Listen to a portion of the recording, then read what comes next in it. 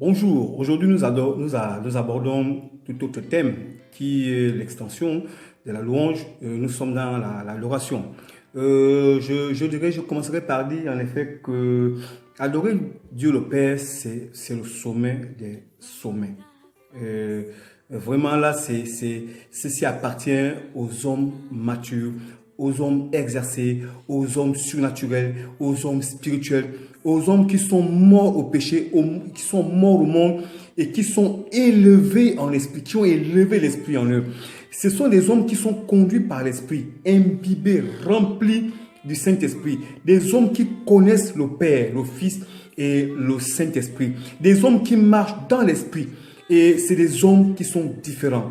Des hommes surnaturels et une voix que surnaturelle. Alors, dans une définition simple, sans pourtant trop rentrer dans les détails, je donnerai une définition qui va certainement étonner tous ceux qui vont suivre cette vidéo. C'est que le concept biblique de l'adoration, qui est aussi le culte, c'est le service. C'est extrêmement bizarre. Et pourtant, c'est la vérité. C'est le service et on sert Dieu. Tu ne peux pas adorer celui que tu ne connais pas, celui que tu ne sais pas. Ce n'est pas possible. Alors, en illustrant cela, je vais prendre le livre de Daniel, chapitre 3, verset 14. Dans la version Louis II, il dit ceci. Nebuchadnezzar a pris la parole et leur dit, est-ce de propos délibérés, Shadrach, Meshach, Abednego, que vous ne servez pas mes dieux, et que vous n'adorez pas la statue. Version le semeur, qui dit ceci. Celui-ci prit la parole et leur demanda, est-il vrai, Shadrach, Meshach et Abednego, que vous n'adorez pas mes dieux? Là, ce n'est plus servi. Et que vous ne vous prosternez pas. Point. Voyez-vous que là, on décrit ceux qui sont un peu très fins dans la réflexion. Adorer, c'est d'abord servir. Alors, vous savez, on doit adorer celui qu'on connaît. Le Seigneur avait dit à la femme samaritaine que, dans le livre de Jean chapitre 4, verset 22, que vous adorez ce que vous ne connaissez pas. Mais nous adorons ce que nous connaissons. Comment c'est possible que vous adorez ce que vous ne connaissez pas? C'est extraordinaire, non? Le même livre de Jean, chapitre 1, verset 18, ici, personne n'a jamais vu Dieu. Le Fils unique qui est dans le sein du Père est celui qui l'a fait connaître. C'est Jésus qui nous a fait connaître le Père. Et on adore le Père.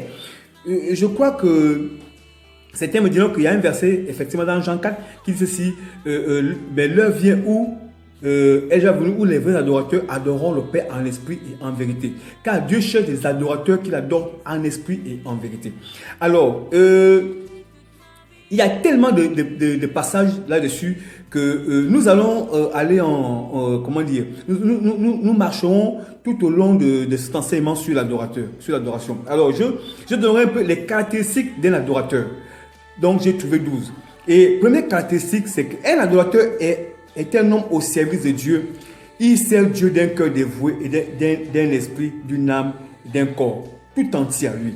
Deuxième caractéristique, l'adorateur connaît celui qu'il adore, qu'il sait à chaque jour et à chaque instant. Troisième, un adorateur sait s'humilier, s'abandonner et ne se regarde pas comme étant égal à Dieu ni à son maître. Quatrième, un adorateur connaît les détails de la grandeur, des forces, de la puissance, de l'élévation, de la miséricorde, l'amour, la bonté, la patience, la magnificence, la splendeur, de son Dieu. Cinquième, un adorateur aime son Dieu sans condition. Sixième, un adorateur craint son Dieu en observant ses ordonnances, ses préceptes et ses lois. Septième, un adorateur n'est pas un homme orgueilleux, ni un vantard, ni un homme méprisant, ni un homme hautain, ni un égoïste. Un adorateur, huitième point, marche dans l'assurance car il reçoit les garanties de la promesse que Dieu a fait dans sa vie. Neuvième, un adorateur aime son prochain ou encore donne l'amour à son prochain. Dixième, un adorateur est un homme qui croit à la parole de Dieu, qui est un homme de foi. Un adorateur, au 11e point, est un homme de foi. 12e point, enfin, un adorateur inspire la crainte de Dieu et le respect du sacré. Sachez-le bien, Dieu aime ceux qui l'adorent en esprit et en vérité. Servons-le. Que Dieu vous bénisse. Amen.